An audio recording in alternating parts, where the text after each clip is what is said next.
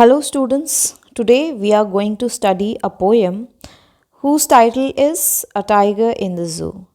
The poem is written by Leslie Norris.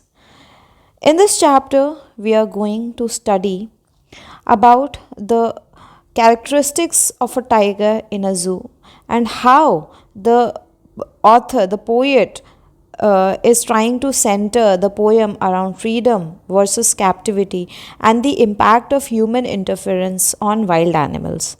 The poet contrasts the natural, majestic existence of the tiger in the wild with its suppressed, restricted life in a zoo, emphasizing the ideas like loss of freedom, majesty of nature, critic of human domination, isolation, and longing. In essence, the poem calls for empathy towards animals, urging readers to reflect on the ethical implications of keeping wild animals in captivity and the importance of preserving their freedom and habitat. Let's start this chapter. We are going to study about the theme. The theme of the poem, as I have already told you, is A Tiger in a Zoo by Leslie Norris, revolves around the contrast between freedom and captivity, highlighting the impact of the confinement on a majestic creature like tiger. The poem emphasizes the loss of natural instincts, dignity, and the freedom experienced by tiger when caged in a zoo, compared to its fierce and untamed existence in the wild. If we talk about the key themes, the first lies in loss of freedom. The tiger's life in the zoo is marked by frustration and suppression as reflected in its quiet rage and repetitive movements. This contrasts sharply with its natural habitat where it can roam, hunt, and assert its dominance. The poem highlights mainly the tiger's frustration and quiet rage as it paces in its cage, unable to express its natural instincts or enjoy its freedom. It contrasts this with the tiger's dynamic and the powerful life in the wild. Now, coming to human interference with nature. The poem subtly critiques the human tendency to confine wild animals for entertainment or study, depriving them of their rightful place in the wild. Here, by showcasing if we talk about human interference, so here we see the tiger's confinement in a concrete cell. The poem critiques humanity's tendency to control and confine wild creatures for entertainment, depriving them for their rightful place in the ecosystem. Now, majesty of nature. The tiger's strength, grace, and brilliance are evident in both settings, but its true beauty and purpose are fully realized only in the freedom of the jungle. Here, the tiger's natural habitat, where it lurks in shadows and hunts freely, represents the beauty and grandeur of nature, which is diminished by captivity. Contrast between natural and artificial environment. The lush and dynamic jungle is compared with the cold, restrictive confines of the zoo, emphasizing the stark difference in the tiger's experience. Here, the tiger's longings are as it gazes in the stars, symbolizing its yawning for the freedom and vastness of the natural world. Here, we are going to study about mainly the essence is the poem calls for empathy towards the animal. Now we start the poem. We will discuss each and every line with its mainly what these lines are saying and what is the purpose of the tiger and how the tiger is feeling in its captivity. He stalks in his vivid stripes, the few steps in his cage, on pads of velvet quiet, in his quiet rage. Here, this stanza vividly describes the tiger's movements and emotions while confined in a zoo. First line emphasizes his physical appearance. The tiger here is described as having vivid stripes. Vivid stripes means it highlights its striking and majestic physical appearance, which remains intact despite its captivity. Now moving to the second line, here it is describing its restricted movement. Here, the few steps of his cage emphasizes the limited space in which the tiger is forced to live. Its movements are repetitive and constrained, symbolizing the loss of its natural freedom. On the pads of velvet quiet. Here, the poet draws attention of the tiger's silent and graceful movements, a trait that signifies its natural strength and power even in captivity. In the last line, in his quiet rage, here it reveals the tiger's suppressed anger and frustration. While it appears calm outwardly, it harbors a deep resentment for its confinement. Overall, if we talk about this stanza sets the tone for the poem, contrasting the tiger's innate majesty and power with the tragic reality of its captivity. It highlights the emotions and physical toll of being confined, evoking empathy for the tiger and its plight. Now moving on to the second stanza. He should be lurking in shadow, sliding through long grass near the water hole where plump deer pass. Now, if we talk about this stanza, here we will see the contrast, the tiger's natural habitat with its current state of captivity, depicting how it should ideally live in the wild. Okay. Now, if we talk about the first line, here we see strength and stealth. The tiger is imagined lurking in the shadow and sliding through the long grass, emphasizing its natural behavior of stealth and hunting. These actions reflect its predatory instincts and the grace of its movements in the wild. If we come to the third line, near the water hole where plump deer pass, we see the natural environment. The water hole and the long grasses evoke a vivid imagery of the tiger's natural habitat, rich in biodiversity and offering the tiger opportunities to express its instincts freely. If we talk about plump deer, here it is describing a hunting scene. The mention of a plump deer highlights the tiger's role in the food chain as a predator, maintaining ecological balance. It also contrasts the abundance and vitality of life in the jungle with the lifeless monotony of its cage. Overall, if we talk about this stanza, the second stanza, this stanza mainly celebrates the tiger's freedom and majesty in the wild. It is portraying its powerful and graceful creature that thrives in its natural environment. It serves as a sharp contrast to the earlier depiction of the tiger in captivity, underscoring the loss of its true essence when confined. Now coming to the third paragraph. He should be snarling around house at the jungle's edge, baring his white fangs, his claws terrorizing the village. Here in this stanza, the poet imagines the tiger's fierce and untamed presence at the edge of the jungle, emphasizing its natural power and dominance. Here, he has an untamed power. Here, the tiger is envisioned snarling around the house. Here, snarling around the house, showcasing its raw strength and asserting its presence near human settlement. This mainly highlights the tiger's role as a creature that inspires both awe and fear. Now, if we talk about his physical ferocity, the vivid imagery of the tiger, here barring with white fangs his claws, it emphasizes its predatory and dangerous nature. These details underline the tiger's primal instinct to defend its territory and hunt. If we talk about the natural interaction with humans, by imagining the tiger terrorizing the village, the poet is mainly reflecting the natural tension between humans and wildlife at the edge of their territories. This interaction signifies the tiger's dominance in its natural habitat, contrasting its passive subdued existence in captivity. Here, if we talk about this overall meaning of this paragraph, this stanza mainly highlights the tiger's fierce independence and the majesty of its natural behavior. It mainly serves as a stark contrast to the tiger's confined and powerful life in the zoo, underscoring the tragedy of losing its freedom and identity.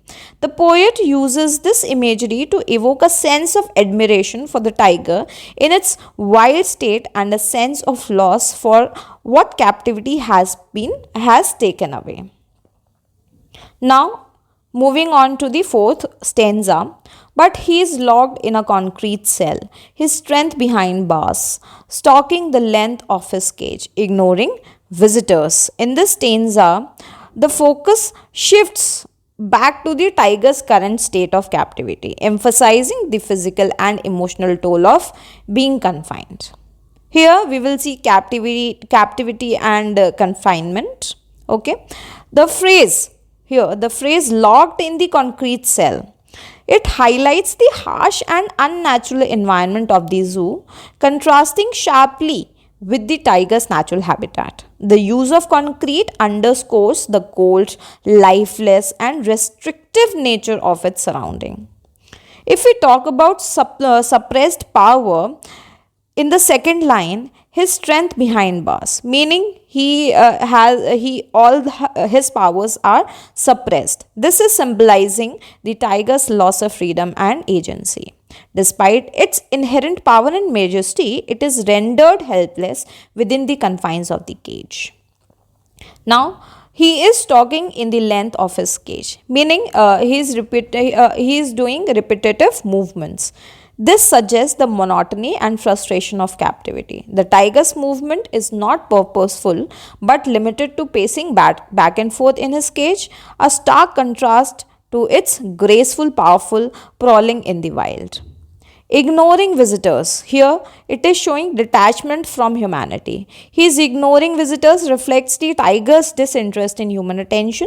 This indifference signifies its emotional detachment and highlights the futility of its existence in captivity. Overall, if we talk about this stanza captures the tiger's tragic plight in the zoo, focusing on the loss of its natural instincts, freedom, and dignity. The poet evokes sympathy for the tiger, contrasting its confined life with the grandeur of its wild existence. It serves as a critic for human interference in the natural world. Now, coming to the last paragraph.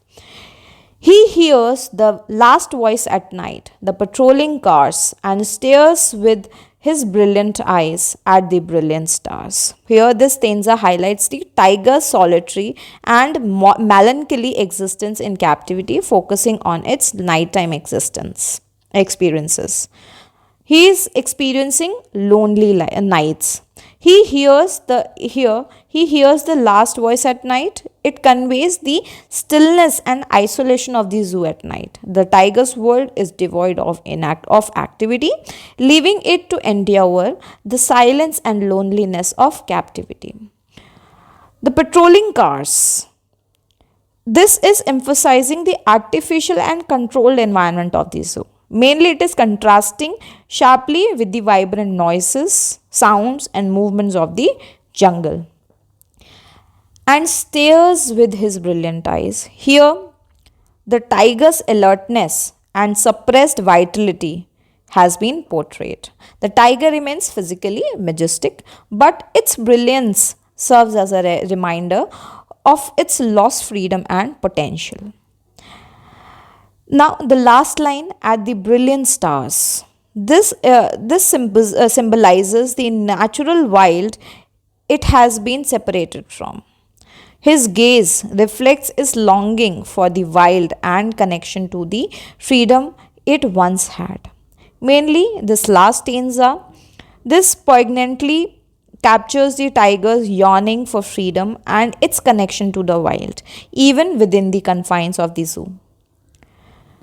Here, the tiger's brilliant eyes with the brilliant star symbolizes its unbroken spirit despite its physical imprisonment. It evokes both admiration of the tiger's resilience and sorrow for its plight. Mainly, what have we seen in this poem?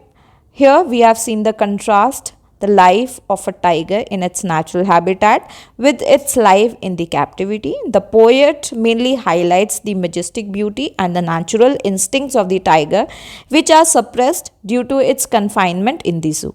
In captivity, the tiger paces silently in a small cage, displaying his rage and as he is unable to express his natural instincts. The cage limits his movements and suppresses his strength. Despite his regal appearance, he is reduced to a mere object of display, ignoring the visitors who come to see him. The poet contrasts this with the tiger's natural life in the wild. In the jungle, the tiger would roam freely, hiding in the shadows and stalking its prey. The imagery of the tiger sliding through the grass and lurking near waterholes portrays its stealth and power. The tiger's natural behavior includes hunting and occasionally approaching villages, where it terrorizes the inhabitants. In the zoo, however, the tiger is confined to a concrete cell, far from the freedom and vibrancy of the jungle. At night, he listens to the sounds of patrolling cars and gazes at the stars, perhaps longing for the freedom he has lost. The poem emphasizes the tragedy of captivity and evokes sympathy for the tiger, critiquing the practice of confining wild animals for human entertainment. It calls for the preservation of their natural habitat and freedom. Now we will talk about the key highlights of this poem. The contrast between captivity and freedom. We have already discussed the contrast, the opposite behaviors, the opposite nature between captivity and freedom. The poem mainly contrasts the tiger's restricted life in the poem with its free natural existence in the zoo. In the wild. In the zoo, the tiger paces in quiet rage, while in wild it is described as powerful and untamed, lurking in shadows and terrorizing villages. Powerful imagery. The poet uses vivid imagery to depict the tiger's physical appearance and actions. Phrases like pads of velvet, quiet, and brilliant eyes emphasize the tiger's beauty and suppressed strength. Symbolism of the cage. The cage symbolizes confinement and human dominance over nature. It also reflects the limitation placed on the tiger's natural instincts and freedom. Now, tone and mode. The tone shifts from admiration of the tiger's wild nature to sorrow and empathy for its confinement. The mood evokes pity for the tiger and criticism of its unnatural captivity. Critique of human intervention. The poem subtly critiques the practice of keeping wild animals in zoos, depriving them of their natural habitat and behavior. Repetition for emphasis. Repeated phrases like quiet rage and brilliant eyes reinforce the tiger's suppressed emotions and longing for freedom. Nature versus artificiality. The natural jungle, full of life and opportunities for the tiger is to thrive, is contrasted with the artificial, restricted environment of the zoo. Now coming to the question answers. Read the poem again and work in pairs or groups to do the following task. Find the words that describe the movements and actions of the tiger in the cage and in the wild. Arrange them in two columns. Here we have to describe the movements and actions of the tiger in the cage and in the wild. If we talk about in the cage, the words are stalks, quiet rage, locked, strength behind bars, stalking the length of his cage, ignoring, and in the wild, lurking, sliding through long grass, gnarling, terrorizing. Now coming to the second question, find the words that describe the two places and arrange them in two columns. Now try to share ideas about how the poet uses words and images to contrast the two situations. Describe a word describing the two places. Now we have to describe both the places which has been discussed in this poem. The first is zoo and the second is the jungle or the wild. The cage, the few steps of his cage, concrete cell behind bars. These words describe cage or zoo. Now coming to the wild, shadow, long grass, waterhole, jungle's edge. All these words describe jungle or wild area. Now try to share ideas about how the poet uses words and, images to contrast the two situations. The poet contrasts the freedom of the tiger in the jungle with the confinement of a zoo through vivid imagery and descriptive words.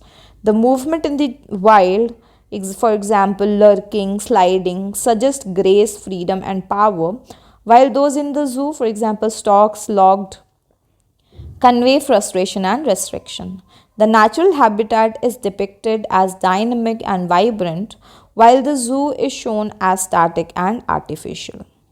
Coming to the second question, notice the use of a word repeated in lines such as these: on pads of a velvet quiet, in his quiet rage, and stares with his brilliant eyes at the brilliant stars.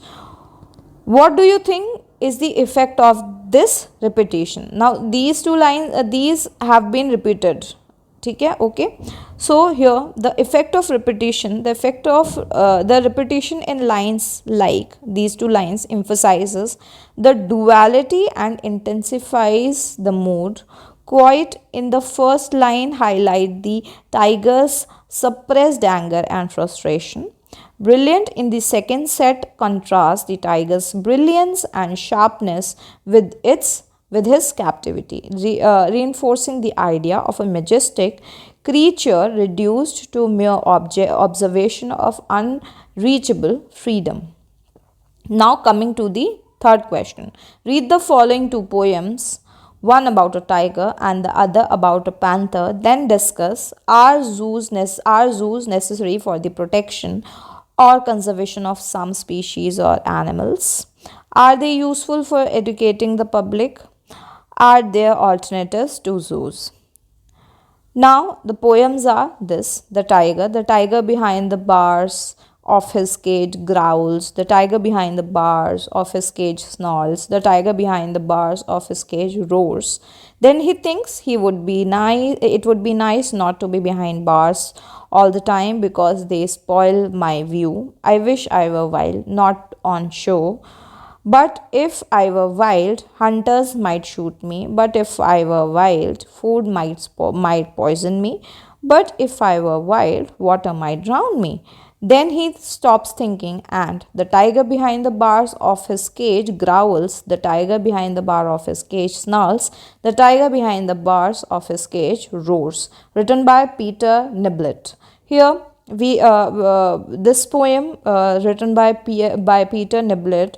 Here the tiger has been described as behind the bars, and he is growling, snarling and roaring. Then he is thinking to himself that if he that it would be very good or nice that he won't be behind the bars. Then he because if he imagines himself that he is not behind the bars, then all these views, because the behind the bars views spoil his views. Okay. Then he imagines himself that he's in the wild, and he thinks that hunter might shoot him if he is in the wild. Then the food there might poison him or he would die. Then he also imagines that in the wild there are water bodies. If he go into the water, he might drown. Then he stops thinking.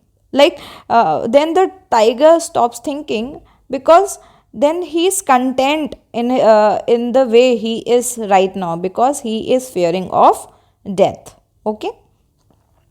Now coming to the panther poem written by Rainer Maria Rilke. His vision from the constantly passing bars has grown so weary that it cannot hold anything else. It seems to him there are 1,000 bars, and behind the bars no world. As he paces in crumpled circles over and over, the movement of his powerful soft strides is likely a ritual dance around a center in which a mighty will stand paralyzed. Only at times the curtains of the pupils lift quietly, An image enters and rushes down through the tensed, arrested muscles, plunges into the heart, and is gone. Here, in both these poems, the imagery that these powerful animals like the tiger, like the panther, just like the we have discussed this poem. Okay, so all these imaginations they are experiencing, they all are wild animals, and if wild animals are being captive in any place, they might feel very frustrated because they have a nature of being wild. They have a nature of capturing their praise. Okay, so they are not happy when they are captivated. If we as a human being think for ourselves, if somebody constrains us, we won't be happy about it. Just like these wild animals, they are meant to be in the wild, and we as a human being, we are captivating them for the entertainment or for study purposes whatsoever, but they are not happy in being in that state. Now we have to discuss few questions. Now the first question is, are zoos necessary for the protection or conservation of animals? A zoo can play a role in conservation by providing safe habitat for endangered species, breeding programs, and reintroduction to the wild. However, they can also cause psychological and physical stress to animals. Are zoos useful for educating the public? Zoos provide an opportunity for people to learn about animals and their behaviors. However, these interactions often lack the context of animals' natural habitat and may not inspire the same understanding as seeing them in the wild. Now, what are the alternatives to zoos? Wildlife sanctuaries and reserves allow animals to live in natural environment with minimal human interference. Virtual zoo and documentaries leverage technology to educate the public without confining animals. Breeding centers focuses on conservation and rewilding without public display. Now, coming to the last question, take a point of view for or amongst zoo, or even consider both points of view and write a couple of paragraphs or seek about this topic for a couple of minutes or speak about this topic for a couple of minutes in a class. Now you have to mainly it's a debate kind of a thing. You have to write for or against zoos. Those who are in favor have to write for the zoo, and those who are against the against this concept of zoo has to write against it. Now I have written for both the topics. You just have to maximize the content inside it.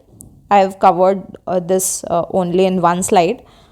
Zoo are a topic of significant debate, offering both benefits and challenges. On the positive side, zoo play an essential role in conservation, particularly for endangered species.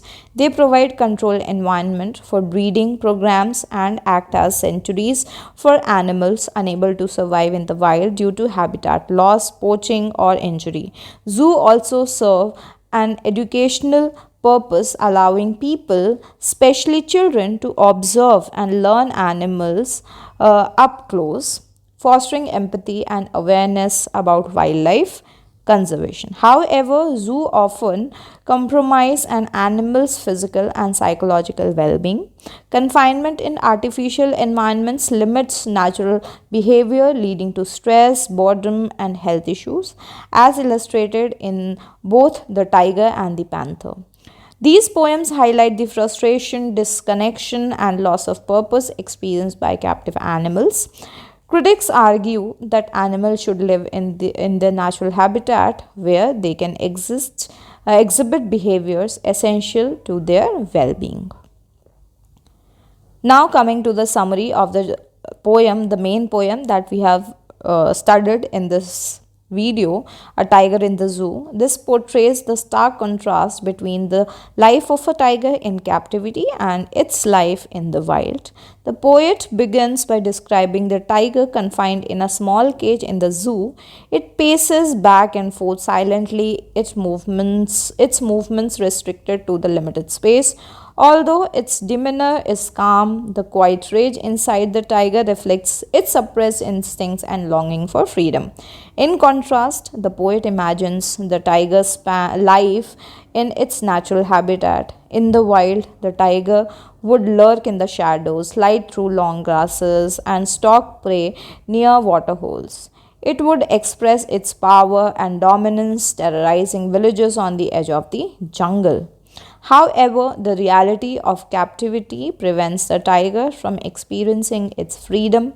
Locked in a concrete cell, the tiger's strength is subdued and it is reduced to a mere attraction for visitors. At night, it hears the sounds of the patrolling cars and gazes at the stars, perhaps yearning for the freedom it once had or dreams of. The poem poignantly highlights the injustice of confining a majestic creature like the tiger, emphasizing the loss of its natural instincts and freedom. It is a critic of human intervention that robs animals of their dignity and rightful place in the wild.